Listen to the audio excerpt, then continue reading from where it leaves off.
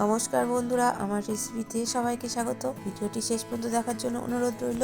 এখানে আমি একটা খুব উপকারী সবজি রান্না করতে চলেছি, আর এটা সকলেরই খুব প্রিয়।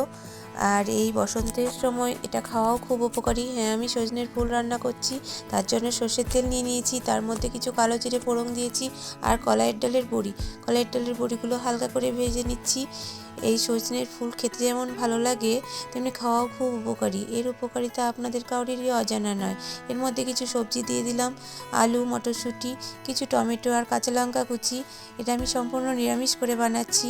এই সজনের ফুল অনেক কিছু করেই খাওয়া যায়, তা আজকে আমি এভাবেই রান্না করছি। আপনারা দেখতে থাকুন তাহলে শেষ পর্যন্ত।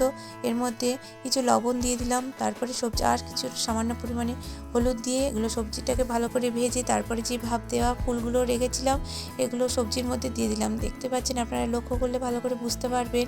এর মধ্যে কিছু কচি ডাঁটাও রয়েছে।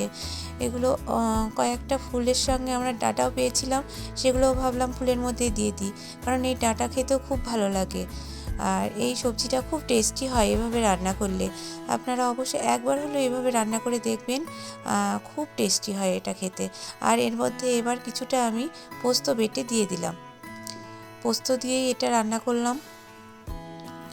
এটা এভাবে কিছুক্ষণ রান্না হয়ে গেলেই, সেদ্ধ হয়ে গেছে যদিও, তারপরে আমি আর সামান্য পরিমাণে জল দিলাম, খুব বেশি জল দিইনি।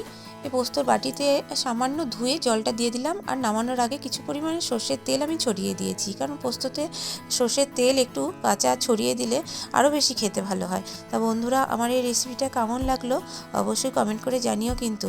তাহলে আজ এই পর্যন্তই, নমস্কার।